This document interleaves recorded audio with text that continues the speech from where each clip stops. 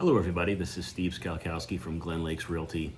I just wanted to make this video today because there's a question that seems to pop up quite often, and it's probably easier to make a video that I can just send people in the future because it's not a very easy cut and dry answer.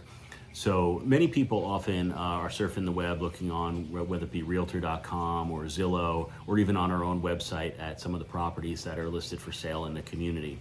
And I get this question, hey, how come the HOA fee is different on so many of these different properties? Now, again, it's kind of a convoluted answer, so follow along. Now, first and probably most obvious is just look to see if it's a monthly or quarterly. I know some agents, when they're inputting it into the MLS, they'll use a quarterly or a monthly figure. Sometimes they'll put it monthly because it looks more attractive. It doesn't look like a higher number, which they think might scare people. So that's first and foremost. But beyond that, now there's a fee that everybody in the community has to pay, and that's their general HOA dues, which covers the grounds maintenance and the security. And actually, as of about a year ago or so, we had the Spectrum cable TV and internet included in the HOA dues, which is actually a great deal because it works out to $50-something, and you get high-speed internet, gig service, as well as basic television. So that's really a great benefit for homeowners in the community. And that fee, and again, mind you that this video is being filmed in 2025. I don't know if this video is gonna last into the future, and if it does, just know that these figures that I'm gonna talk about are the current pricing currently in 2025, which that figure works out to monthly $195.75. And that includes that TV and internet, which that package that we spoke of, if you lived outside the community and you just wanted your gig service, internet, and basic TV, you'd probably be looking at $135 a month just for that. So for $195, it really works out to a great deal as far as what you're overall paying and what you're receiving. So that's what everybody needs to pay in the community, regardless of where the home is at. Now, here's where things get a little tricky. Now, there are some areas of the community that are mandatory social club members, okay? So what that means is you have to pay a fee to belong to the club, and that allows you to, of course, use the restaurant, the pool, the fitness center, join any of the clubs and organizations within the community. Now, that fee is $155. And then we do require you to pay, not pay, but spend at least $100 a month at the club on food and beverage. So again, you're getting something for that money. But that $155.75, or just, sorry, $155 is for any home that was built basically around 97, 98-ish.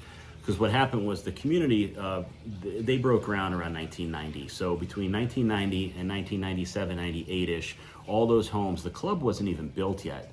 So when they built the club, they basically said, okay, any homes that were built after the club has been established, they'll have to be mandatory members. So if you find a home that was built between 90 and 97, 98-ish, there's, it'll probably be exempt from being a mandatory member. Of course, you can voluntarily join the club if you want to enjoy everything that it has to offer, but you are not required to.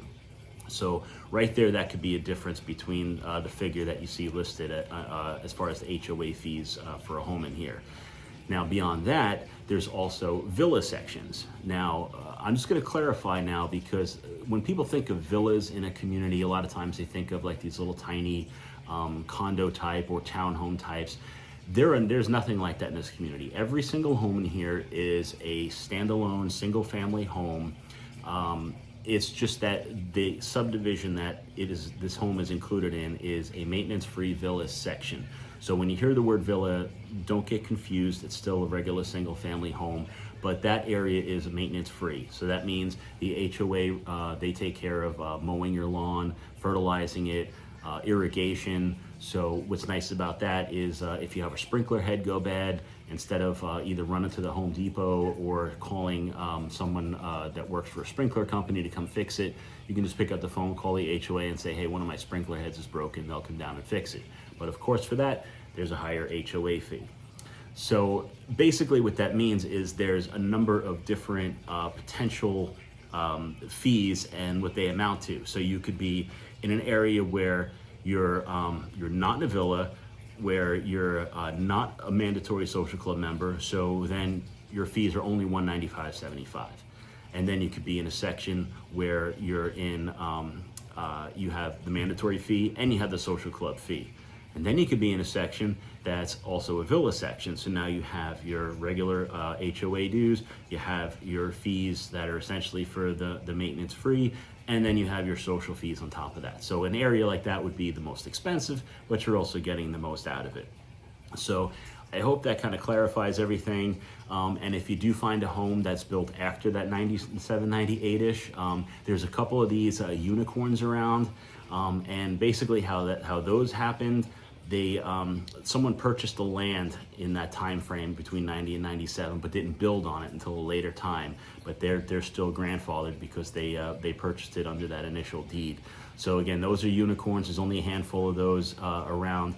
But don't come back to me and say, hey, I got a house here that was built in 2000 and it's not a mandatory social club, and then say that I was giving you wrong information. There's a couple of those. So being all these variables, the best thing to do is to, whether yourself or your agent, call a HOA, verify all the fees. But at least this should give you an idea when you see those different numbers online.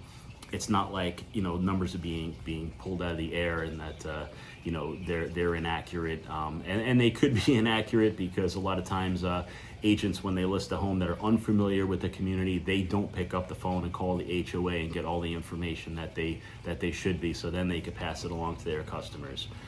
So that's basically it in a nutshell.